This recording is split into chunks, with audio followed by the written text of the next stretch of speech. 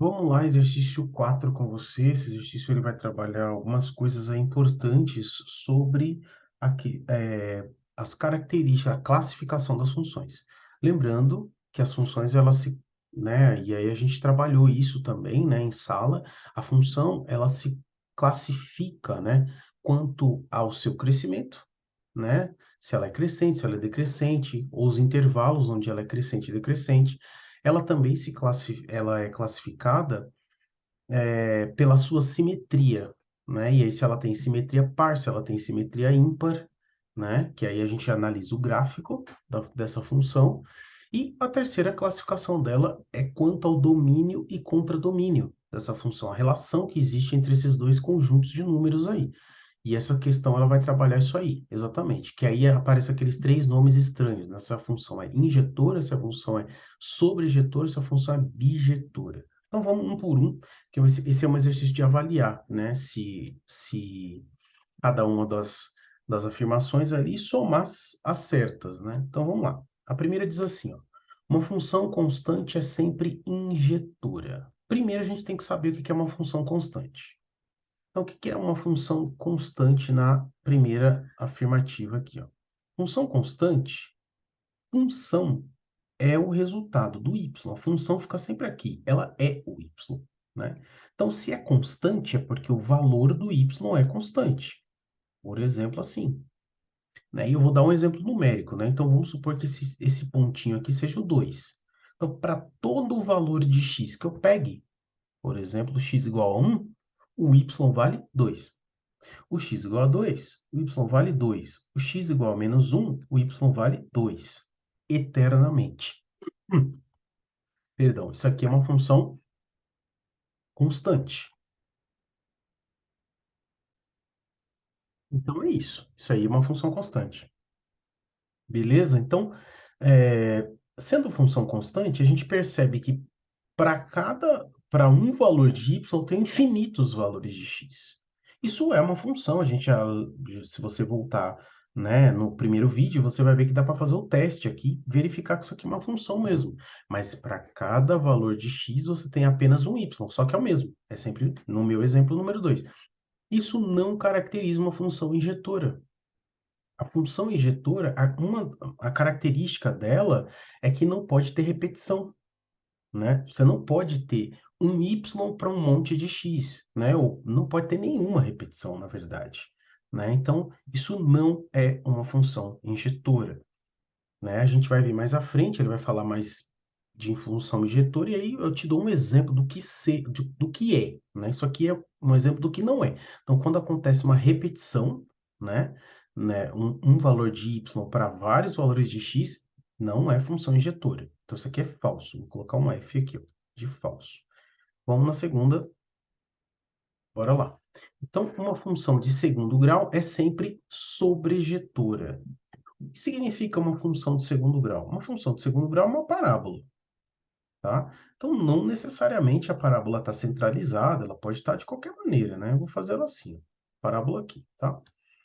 E aí, eu vou continuar aqui o eixo y, só para exemplificar, né? Então, o que caracteriza uma função sobrejetora, né? Uma função sobrejetora, né? Ela só é sobrejetora se o seu contradomínio, né, for igual à sua imagem. Então, isso aqui é o contradomínio. O que é o contradomínio? Contradomínio são os valores de y. Todos os valores de y. Todos os y, né? Todos os y. E o que é a imagem, né? A imagem são os y do gráfico, ou da minha fórmula, o resultado da minha conta.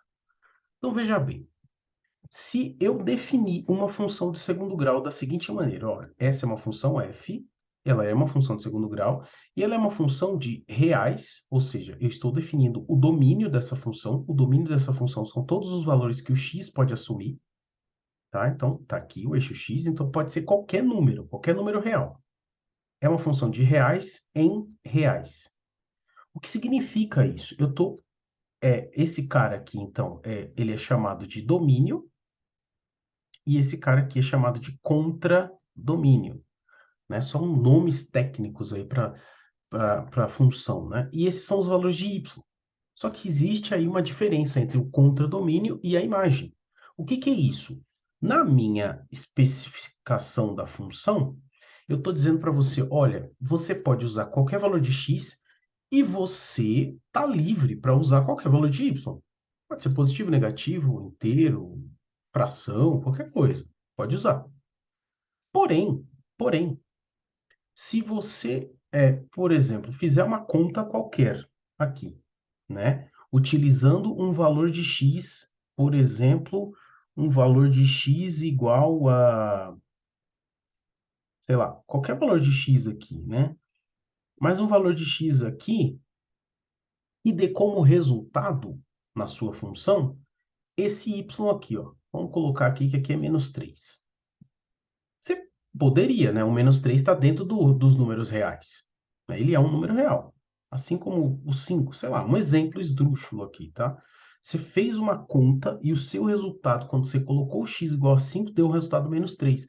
Aí você fala, peraí, mas esse ponto, ele não faz parte do gráfico. Se ele não faz parte do gráfico, ele está sobrando, né? Esse y aqui, ó, não está no gráfico. Então, essa aqui é a diferença entre o contradomínio, que são todos os valores que o y pode assumir, ele pode assumir todos os valores, né? Positivos, negativos e tal, porque eu defini como reais, e isso o enunciado que faz para você, tá bom? O enunciado chega lá e fala para você, ele fala assim, olha, esse conjunto contradomínio é o conjunto dos reais, ou então é um conjunto lá como a gente viu na questão 1. Ele vai de tal número até tal número, mas ele define para você. Nesse caso, eu defini que serve todo o eixo y, qualquer valor. Porém, o meu gráfico não admite qualquer valor. O meu gráfico, vou até fazer de preto aqui, ele, vamos supor, tá? Isso aqui é só um exemplo. Ele vai do -2 para cima, né? Então, se eu fizer uma conta e der -3, não faz parte do gráfico. Pô, então, tem gente sobrando no y. Se tem gente sobrando no y, essa função, ela nunca vai ser uma função sobrejetora. Isso aqui é falso. Característica de uma função sobrejetora é que o conjunto contradomínio, ou seja, os y que eu posso usar são os mesmos do meu gráfico. Então, para que esta função aqui fosse uma função sobrejetora, para que ela fosse uma função sobrejetora, isso aqui nunca poderia acontecer. Poderia ter ninguém sobrando. Então, o que que eu teria que fazer aqui? Eu teria que modificar o meu contradomínio e falar assim, olha, o meu y são os valores do 2, né? Eles vão do 2 até o infinito.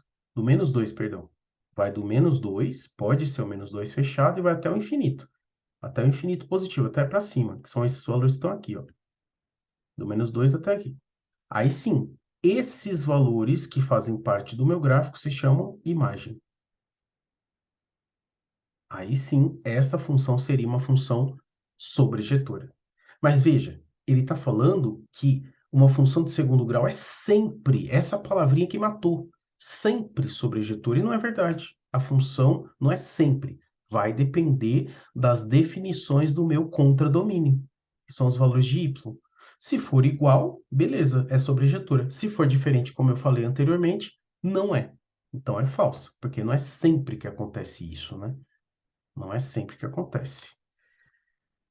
Certo, bora, voltamos aqui. Aí, beleza? Então vamos para a terceira aqui. A gente está indo passo a passo, porque eu estou revisando aí o conteúdo com você. Se você quiser aumentar a velocidade do vídeo ou ir para frente, porque esse vídeo vai ficar grande, tá bom? Ele já tá, né? Então ele vai ficar maior. Então, vamos lá na afirmação, ele colocou como 0,4, né? Tá bom, 0,4 aqui. Sejam as funções f de x e g de x, tal que a g de x ela é igual à função f mais 1, né? Para todo x real, então serve para qualquer x. Então, o gráfico da função g corresponde sempre, toma cuidado com essas palavrinhas, sempre ao gráfico da função f transladado uma unidade para baixo. O que é transladado? O gráfico andou, você moveu ele, desceu ele, né? E não é verdade. Lembra que as funções, elas são a função é o resultado da minha conta, a função é o y.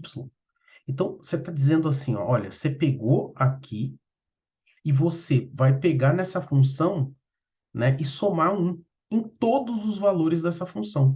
A função é o y. Se você soma 1 no y, se você tiver um gráfico assim, por exemplo, for uma função quadrática, e ela tiver aqui, ó, começando no zero, tá?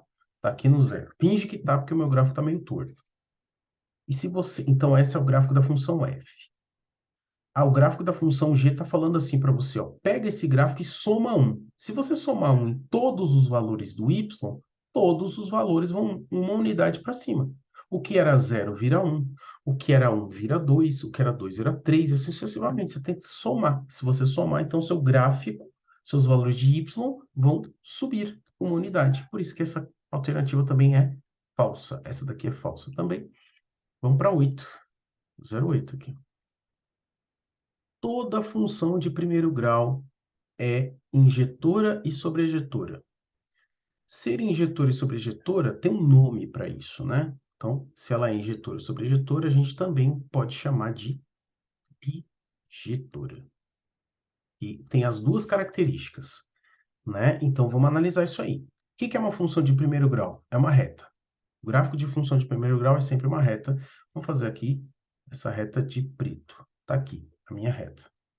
Se ele falou uma função de primeiro grau, então ele não deu nenhuma, como é que fala? Não tem nenhuma restrição. Então, função de primeiro grau, né? Ela é sempre uma reta, ela pode ser crescente, pode ser decrescente. No meu caso aqui, a reta é crescente, tá bom? E aí vamos analisar a característica, o fato dela ser injetora, né? Por que que ela é injetora? Essa função é injetora porque não tem repetição, né? Todos os elementos do meu domínio têm, né, um único elemento no contradomínio. Todo mundo tem um único, né? Então, esse x tem apenas um y, esse x tem apenas um y, e esse x aqui tem apenas um y, e assim sucessivamente. Então, isso caracteriza uma função injetora, sem repetição. Não tem repetição desse tipo de função, tá bom? Então, é sem repetição, tá? Então é isso. A segunda característica que faz uma função de primeiro grau ser, né, também, né, sobrejetora eu vou fazer de outra cor aqui, ó, vou fazer de roxinho. Então, para ela ser sobrejetora, ninguém pode ficar sozinho no y. Então, o que significa isso? O meu contradomínio é igual ao meu conjunto imagem, que foi algo que a gente trabalhou ali na segunda afirmativa, né? Então, todos os y's tem o seu correspondente no gráfico.